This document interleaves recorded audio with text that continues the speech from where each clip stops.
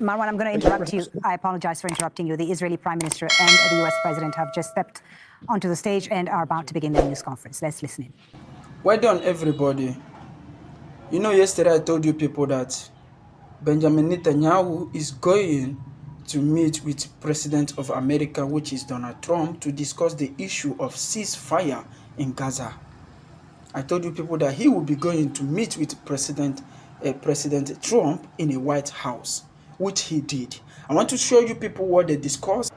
I'm about to show you people how the discussion went between Benjamin Netanyahu that is the Prime Minister of Israel, and then the Donald Trump, because I told you people in my previous video that Benjamin Netanyahu will be meeting with that is the US President, that is Donald Trump, in the White House to discuss the issue to cease the fire in the Gaza, to stop the firing of people in the Gaza. I want you to be watching out and see how the whole discussion went. And then if today is the first day you're coming across my account, I want you to give me subscribe, because we are here to stay and we're here to give you people the best we can.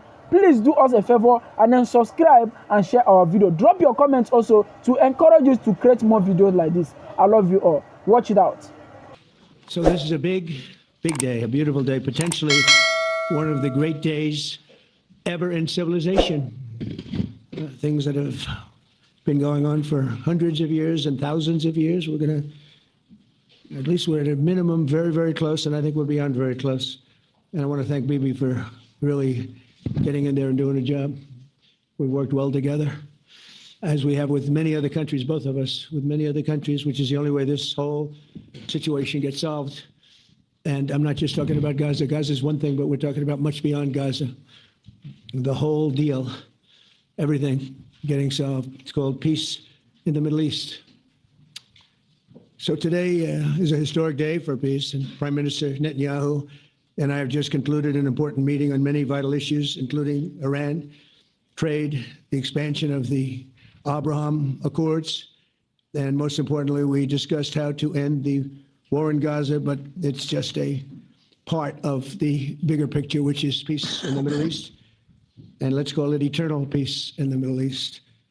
So this is far more than anybody expected, but the level of support that I've had from the nations in the Middle East and surrounding Israel and neighbors of Israel has been incredible, incredible. Every single one of them.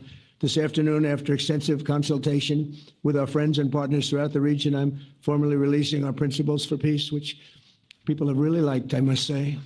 And these are done, not just routinely done, these are done with total consideration and working with the nations that we're talking about. All of these nations have made contributions to those suggestions. I want to thank the leaders of many Arab and Muslim nations for their tremendous support in developing the proposal, along with many of our allies in Europe. Europe has been very much involved, and as I was told by many of the European leaders, most of them saying, is this true? Are you really doing peace in the Middle East? This is the most incredible thing we've heard. Some think it's the biggest thing they've ever heard. They called just to find out, was it just a rumor or is it actually done?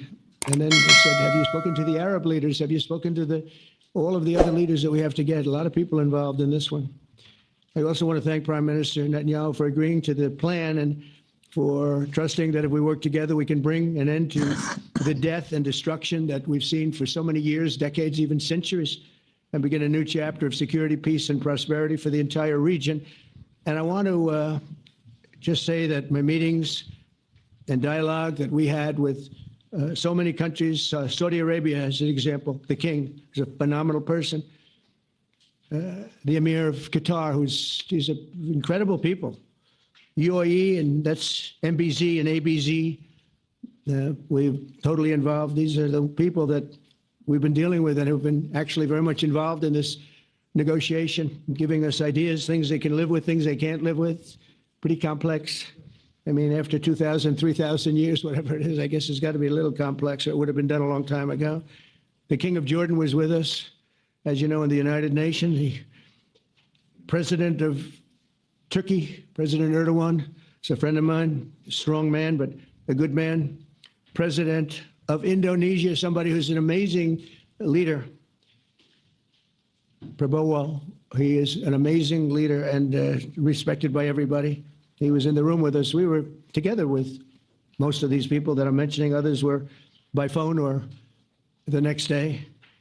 The Prime Minister and the Field Marshal of Pakistan, they were with us right from the beginning. Incredible. In fact, they just put out a statement that they fully believe in this pact. It just came out just as I was walking around. They said, sir, you have a big notice from the Prime Minister of Pakistan and from the Field Marshal that they back this 100%.